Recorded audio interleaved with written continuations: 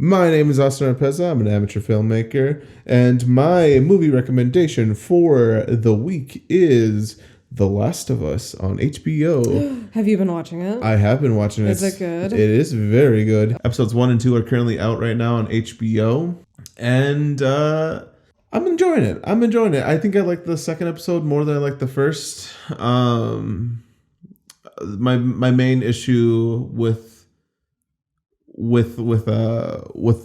the show is I'm a really big fan of the series of The Last of Us. Right. And like the video game series? Yeah, and I feel like I'll never be pleased. Right. Because my biggest complaint right now is like they like copy word for word what they say in the game and they just put in the show, which is, I don't know, like it's basically a cop out for people who didn't play the game. Sort of. I don't know. It just makes like the game's dialogue feel a little bit more disingenuous. Yeah.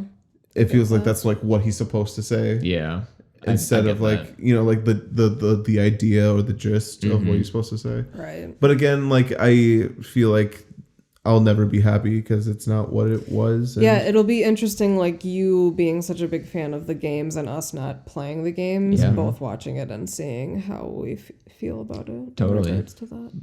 But the episode 2 was really good. I really enjoyed that. Hell yeah. What would you say, like, what is it that you enjoy most of all about it, like, of the show? What's its golden leg? Pascal? I think, well, I mean, of the show or of like the story in general? Of the show. Of the show. I think my draw to it is, one, I'm a big fan of the series and I loved the story. And I guess, two, seeing that story retold in a different medium. I actually watched a video essay that talked about The Last of Us and like how a lot of its like story components relied on character interaction and like exploring and finding out like different things in the world. And now that element is gone and you're seeing everything that you need to see, like I wonder how well that will translate. Mm-hmm. Yeah. But it has gotten 100% on Rotten Tomatoes. Nice. So we'll see. Good for them. Yeah. Do you love him? I kind of love him, and I've like never even seen him in anything. I think I just love the actor. I'm indifferent. I'm not like obsessed with him, but also he isn't in a lot of things that I like personally enjoy. Right. Like he's in Star Wars. He's in not Star Wars. He's in The Mandalorian. He's in another series. Oh, for sure. Fucking like Game of Thrones or something. Oh yeah, I think he was in Game of Thrones. The actor just seems like a rad dude. Yeah, Every he does. like interview I see of him, I'm like, I like him. I like him as Joel. Right on. Yeah. Yeah, Cool. I'm excited to watch That's it. awesome. I have no complaints of the man. That's how On. that's how I'll put it. Right on. Hi, my name is Austin Swain. I'm an animator and video production specialist working in commercial advertising. And I've been considering starting a new sign-on pattern, which is reciting an original limerick. Because I do enjoy writing limericks. What's a limerick? Can you explain for the roomies? Yeah, Not give for any us of us the in here. wiki definition. Yeah, because I know what it is, but for the roomies might be just for them, they confused. might be confused. Well, for all the roomies out there, a limerick is a style of poem of a certain rhyme pattern and rhythm that is essentially A, B, B, A. So it's the classic, like, there once was a man from Nantucket kind of a poem. He went and shit in a bucket. Yes, exactly. He used to go and suck it. I like to write them, and I was thinking about doing them for each episode. I haven't written one today, so I guess we'll just wing it. And you guys God, what a fucking blue balls, and you guys, dude. I'll wing it, and you guys can tell me if this is a thing that sticks around. Okay. We are the Room Tone team, who are about to talk about scenes. While Donnie, he begs for a handful of eggs, and we three try not to be mean. That's fair. I gotta say that was pretty good. Yeah, that was better than I could have done. I'm gonna give the yay sound effect right here, right now. That was good. Yay! Yay! Thanks, all you children. All right. Well, yeah, that's fun. Thanks for watching. My name is Maddie, and my favorite Mads Mikkelsen movie is... That's a hard question. Yeah, when you think of Mads Mikkelsen in a movie, what's the first movie you think of? Polar. I knew it. Yeah. And then, which is crazy because immediately after that, Another Round. Oh. Which is like, what, such a different vibe. Very totally. different movies. But, yeah. But highly recommend both. Yes, indeed. On today's mini episode, we're going to be proofreading. Last week we announced that we have like a solid rough draft of the film. We sent out that link, which is linked below again. And today we're going to be kind of looking at some scenes that we're not entirely happy with and seeing what kind of ideas are sparked and what like ways we might want to improve them for our next kind of run through. Yeah. This is room tone. Drop a beat. Yeah, and then what?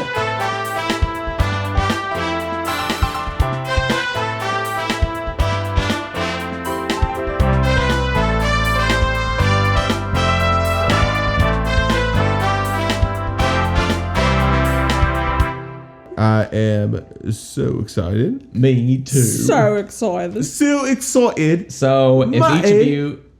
Matt, can I ask you, what scene did you bring in today? No, I'm not going first. I already said. I'm sorry. Swain. Hello. Can I ask you, Yes, sir. what scene you bring in today? Well, today I brought in a scene from the hit picture by the Room Tone podcast production team. Untitled production team. Suddenly I'm Irish. So the scene that I want to take a look at first is scene 5, titled The Chicken Coop. This idea was first brought about because as like an early indication to the horror elements here, and just kind of one more reason to kind of drive Zoe honestly like closer to Donnie and like kind of give them a reason to connect, just to like make the betrayal so much more afflicting.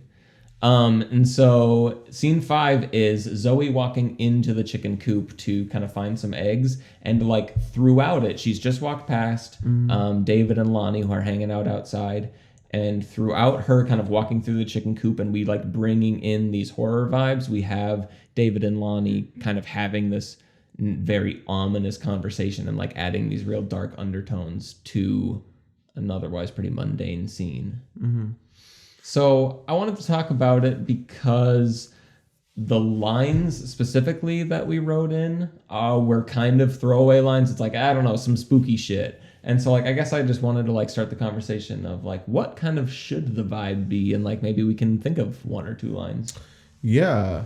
I guess if I'm being honest, I imagine that scene kind of slowly turning into verbal nonsense in the background, because our focus is kind of on this like nest of eggs. We're getting like these hints of like this like dark demonic like black chicken, right? Yep. So I feel like the conversation that's happening in the background starts, but then like again like mostly cuts off. What if it's... I've never thought of it that way, and I like that. Sorry. Yeah, what do you mean by verbal nonsense? Like that it drifts further away, or It's that it like kind of- makes less sense? It drifts away. Like you don't hear that like ringing cliche, but you hear a lot of Yeah, it's like they're talking, but they're walking away from you. yeah, Totally. And she's walking away from them further into the coop. yeah. I totally think that Yeah, that just makes getting sense. more Yeah. sucked in. Yeah. So yeah, I guess that's how I pictured it. The spooky shit that they can say, like I don't know, like I feel like we shouldn't give like our audience that big spoonful right away. Like it should be like ominous, Yeah. but ominous that can almost be like disregarded. What if it felt like they were joking? Like, so my first thought is like, what if we use this as an opportunity to like get a little bit of lore out, like almost as an Easter egg? Like if they... So for example, what if the audience is meant to assume that they're joking? So like they go sarcastically like, oh no, don't go in the chicken coop. Yeah. Big scary chicken in there lays the magic demon eggs. Whoa. And it's like, they say it sarcastically, but then turns out halfway through like that's what they believe. I feel like that's too on the nose. Yeah. You know, I would almost say, like, what if they are also afraid of the chicken? Like, what if they're like, what if when Zoe sees them for the first time, you see like David's hands are a little bit bloodied. Not like, you know, extreme or whatever, but like little peck marks. Oh yeah, that you could tell like he was like he got pecked yeah, first. Yeah, that's fair. And like it's more like, you know, just watch out for that thing. Like it's not fucking, like, don't fuck around with it. Like, you think that we're joking. You think, you know, kind of like that ominous warning of like he's over exaggerating, or like, no, he's not. He's like, this is like a demonic fucking chicken. You know? Yeah, I could see that. It's kind of like, it reminds me of like The Lighthouse when Willem Dafoe's character tells Robert Pattinson, it's bad luck to kill a seabird. Like that is like an ominous of like, okay, you're just being an old man. You're a crazy old man. But then like, that's when things start happening, you know? Yeah. And so that's kind of how I picture, or that's how I can picture this scene going. See, and I feel like it's more philosophical. Like, they're more like, so what does it even mean to be alive? Like, or do any of us even know if we're alive right now? Like, Dad died, and I wonder if he even knows. Like, a type of more like weird, like death stuff would be interesting. Like philosophical questions that end up like fading into the background, I think is fun. You know what I wonder? I wonder if like David, kind of like piggybacking off what you're saying, I wonder if like David, with his like not wanting to be there, would like kind of like egg her on to like start thinking about what's going on around her. Like he, like, I can see him going like, don't you find any of this weird? Like, don't you find it just like a little bit strange? Yeah, I feel like pitching David as like kind of like this questionable, not like anti-hero, huh? Like seedy? How do you mean? Like suspicious, like kind of slimy almost. Kind of like you see, when you see his character, you almost think he's intentionally trying to like ruin the evening, right? Or maybe not exactly that, but like. Let's have this idea that Zoe thinks that David is gonna do something to intentionally ruin the evening, and like she gets that just based off like what he says, you know, like don't you find any of this like weird, and like yeah, like he's trying to like undermine like the lay the line of like, yo, like this is kind of a fucked up night. Yeah, and I mean, yeah, I think that's been the idea with this scene all along, is like we're trying to tell Zoe through storytelling that like she's in for a bad night. Yeah. And like she probably doesn't really get that message to its full extent. So then David should be kind of reiterating that like idea of like, you're stupid for being here, or not stupid for being here, but like this something's not right. Well, and that's what's tough, is like they're not talking to her. Right. She just hears their voices. I mean, so it's kind of is the line between like, I think it's just kind of a mood thing, like a vibe thing. So like the lines as written and what Maddie pitches is like talking about death, just kind of like as a spooky subject. Or we go in more into the line of like revealing something about the cult, like being a little bit more transparent to the audience, I suppose. And so I guess... And like being funny was your option, wasn't it? Well, like I mean, saying it like sarcastically. Oh yeah, or like saying it sarcastically. Yeah, being kind of more funny with it. But that would be more of like just a lead in. I think they could like start with like, oh, big scary chicken, gonna get you. Like maybe they could slow down and like go into spooky, I suppose. Yeah. But yeah, I think those are 3 good options. So my notes are as follows. Our options are A, death is spooky, 2, undermine the evening and threaten Zoe with vague lore dumps, or 3, say true things sarcastically because irony. And we will talk about that more later. Sweet. Austin, what's the scene that you want to take a look at today? I didn't bring a scene. You son of a bitch. No, I'm playing. Burn him! I'm playing. Relax, everybody. Jesus Christ. What have we become? Burn him! So the next scene I think we should look at is actually our epilogue. That's what I chose. What a coinky dink. What a coinky dink. That's fair. That makes it easy. That dink is quink. That Right, stop talking about the dink. You always want to stop talking about the dink. So I guess more so just like, would you mind reading it off? Sure. Well, I mean, yeah. I mean, overall, the purpose of the epilogue is like the climax just happened. The climax just happened. We just did like this big kind of like, we're gonna bring Dad back from the end. Like that's kind of the big resolution of the story. Yeah. And I feel like we wrote in the epilogue as kind of like a way to soften the ending. Like, let's just kind of wrap up these stories, give a little bit of closure, but like mostly kind of like bring things back to being funny and light. Yeah.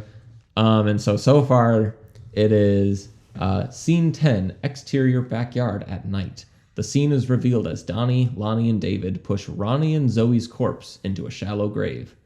Donnie says, well, that didn't work. They walk away from the bodies. Lonnie says, how did you mess this up? The list is literally numbered. David says something funny. Roll credits. I disagree with that entirely. Yeah, you probably don't need to have me reading that. I had an idea that I've been kind of chewing. Spill. So, we're kind of with this character Zoe throughout the entire film. Although it is the story of the three three siblings, Zoe is a big part of that, and we're following her through it. Mm-hmm. I think she deserves some sort of a win for getting put through that. Okay.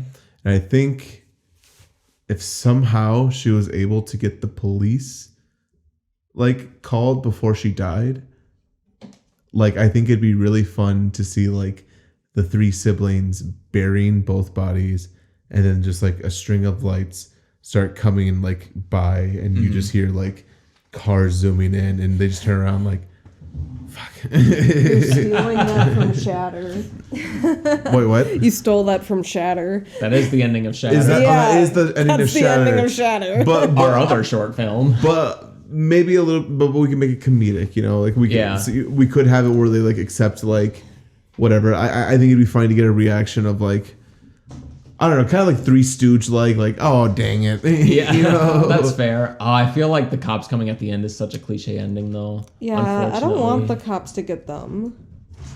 That's totally fair. I guess I just wanted to pitch like that feels like a conclusion of okay, well, everyone kind of got hurt here. Everyone lost. Yeah, I think just Zoe loses. Currently we have written that the family loses too because the ceremony doesn't work. Yeah. They wanted their dad to come back from the dead. But I feel it just doesn't work extra for Zoe. Yeah. It just feels like there's no conclude I don't know how to put it into words. It doesn't feel like that's a satisfying ending. And I think that's my main problem. How do you see this ending? What is that shot? What does that look like? I don't know. I guess I still like our original last shot from within the grave. I feel like it needs 3 lines. A little bit longer than just so what's up with that, Donnie, or whatever. But it just has to be clever enough to end it perfectly, and I can't think of what that is. Yeah. I agree with that, from a pacing level. I feel like all we need to do is answer unanswered questions and soften the landing from the climax. Yeah, bring them back to how they felt when the movie started. Yeah, just remind them about why they liked whatever was going on, and then be it's a thanks for watching. It's and this happened, and these people are still funny. See you next time. Yeah, not like that. Right? That was totally different. I literally love your guys' back and forth sometimes. Because Swain's always You and I are on the same train, baby. We understand what's going on. Subatomic level. And then he'll explain the track. He'll explain the destination. And you're like, dude, I'm not even driving a train. Like, I'm No, on an not airplane. that. What are you talking about? Whatever you said, no. But not that, Not right? that. Yeah. But from a pacing standpoint, I think we agree. Cool. We want to get to our destination fast. And I feel guilty saying my criticism on it, because like it's such a vague piece of criticism, and like I have no solutions. Like I don't know like what does happen, like because like we can just kind of push them in the grave, they walk away and they give the line, but like, or they give their lines, but like it just, I don't know, like I feel like we just went through like this whole like emotional turmoil, and now we ended it kind of. It feels like an A24 ending. Oh, if I'm when being you honest, put it like if that. I'm being honest, it feels like an A24 ending. Oh, okay. Interesting. Time to be rewritten. Yeah. Okay. That's because we don't explain enough. That's, I don't know. It feels like that, or it just feels like it just like stops. You know, like we have like we're like ta ta ta ta ta ta ta ta ta ta. We're going up. We go down, and then we stop right there. Compared to like fulfill the loop and go through, but get that whole momentum. Doesn't that downward movement come like before this? That comes in the climax, or because, the climax they is like kill her and then stuff happens, right? Yeah, I think so. I mean, I think the climax is her running and being killed. Yeah. And then, I think we kind of have like downward moment. I feel like my problem with A24 films is I always want them to get there. Yeah. Like I'm always like they get me so fucking hooked in Act 1, and I'm like, dude, we're about to see some fucked up shit. And then half the time nothing happens. Yeah. You know what it feels like? It feels like the characters, the siblings didn't grow. In like any sort of way. Whether that's good or bad, there was no growth at all. They feel stagnant. Well, here's what I propose. I think a pacing conversation and a story conversation are two different conversations. So like Maddie's saying 3 lines and you're saying, no, I want growth. We can't. 3 lines doesn't stop us from showing growth. I get that, and I do think we can do it in that way.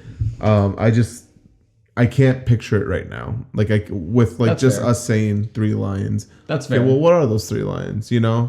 So I guess the question is, do you disagree with the pacing, or like, is there a part of you that's like, I want a nice long scene here? I don't necessarily want a long scene. I just want to feel like the story between the 3 siblings, who we established before that this is like their story, has a conclusion where you don't want to see more. Like you feel satisfied with what you saw.